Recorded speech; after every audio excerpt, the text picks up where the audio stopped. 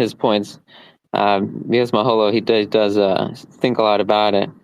And if anyone's not familiar with the thread, it's under self-promotion in the public discourse. And specifically talks about the regulatory authority for American transfer agents, which comes into play, at least in my view, when you think about maybe the longer-term implications of, say, we do have a system and it works really, really well. Something that, at least for me, comes to mind is Jeff Bezos's pitch for AWS, where he talks about a German brewery that ran their own electric generator for decades. Just like there are a lot of small producers, small fish in the market today, companies, issuers that have. There's certainly the couple that have their own transfer agent, but the most of them that have sort of these legacy, slower transfer agent systems. And for this German brewing company, they had that in place for decades until a power company moved in and they could connect to the electric grid. And then because of the economies of scale, just having that one electric provider for the area, they immediately put the generator in a museum and connected to the grid. Just like, I think if we build the right system and the quality infrastructure here for the trading and settlement, then we can have the same thing for the stock market. Because as Jeff Bezos says, it really doesn't make the beer taste better, making your own electricity, that is. Just like having the old transfer agent paperwork system doesn't make the shareholder experience better, if not, the opposite of that. But his point is that there needs to be sort of one central, standardized, high-quality provider of that kind of service. And the reason why is because it's sort of undifferentiated heavy lifting, at least in power generation, for example. It's a very standardized commodity, one thing, do it really well. And I think that is really similar on the transfer agent side, on the stock market side, given the complexity of international securities laws, transfer agents that have to comply with capital controls, and really widespread consolidation in the public market that we've seen.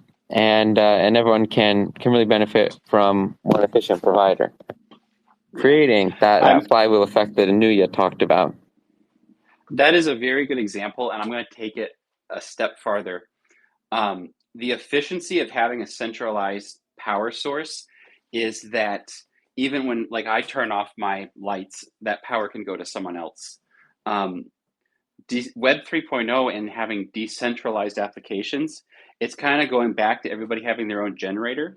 But today it might be solar panels, for example, on your roof. But the fact that everything is decentralized and interconnected allows that efficiency to go back to the little guy. So you can be both efficient in scale and decentralized. And it allows me to still be create power off my roof if I want to, and sell it to people if I have extra. And I think that's kind of the next revolution that's happening with Web 3.0. You know what I'm saying? Yeah, I love that thought of, when you turn your light off, that power goes to someone else. It's like being shared. It's a nice perspective. I hadn't thought about that before. And as John was saying, if we can bring this generator metaphor to open source or blockchain transfer agent stuff, it will allow anyone to come along with their app or platform and just plug straight into the open source code for block transfer and work straightly from that central power source. And it does seem odd that we're talking about decentralization and Web3, but then talking about a central power source for this kind of thing. But there is a need for a central source to plug into, and at the same time, the central source is open source, so anyone can contribute, and it's not centrally controlled or not centrally it'd be insane for one group of people to be like, yeah, we're going to make the best possible solution for this, because there's always something people miss. There's a reason why we have Nintendo, Sony, and Xbox making 3 very different kind of games consoles, and then loads of PC makers out there as well doing their own thing. But they're all plugging into the same, video game experience at the end of the day. I think we just lost John. Oh yeah, he's requested. He's on some thin Wi-Fi, I think. Some thin signal. There we go, back in a speaker.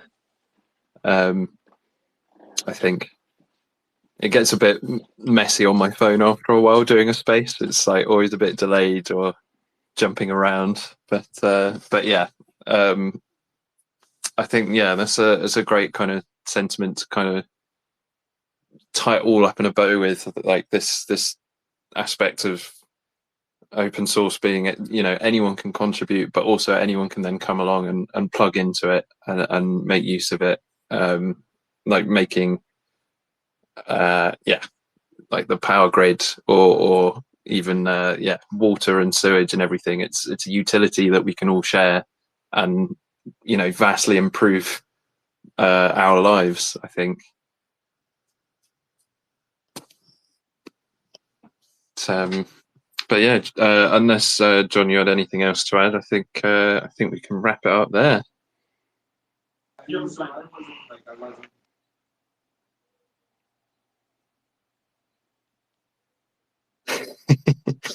I think he just unmuted, and then maybe the Wi-Fi cut him off again. Well, we can probably wrap it up. It was a good conversation. I appreciate you all having me on as well to contribute.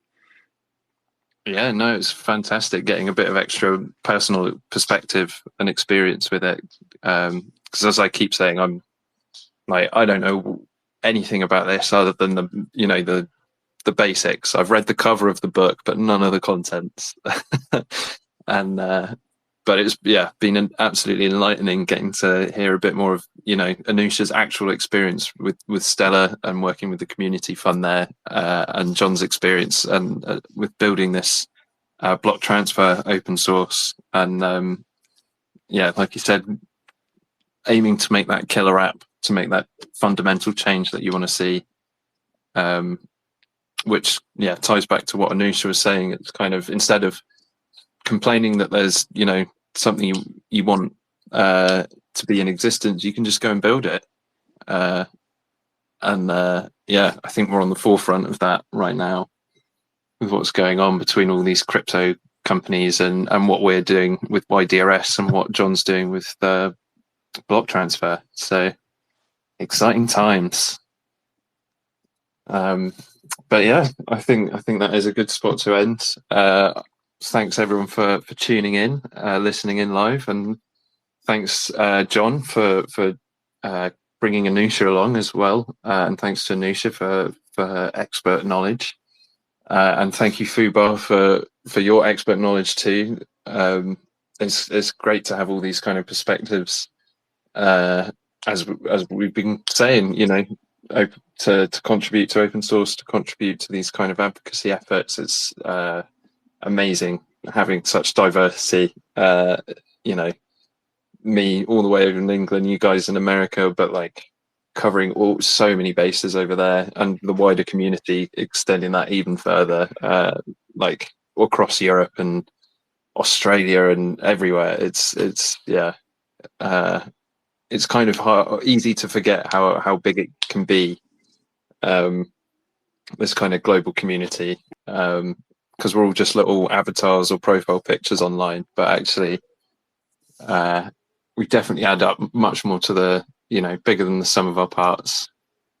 But yeah, so yeah, thanks everyone again, and we'll hopefully see you all next week. I'm not sure what the topic's going to be, but I'm looking forward to learning some more with everyone else.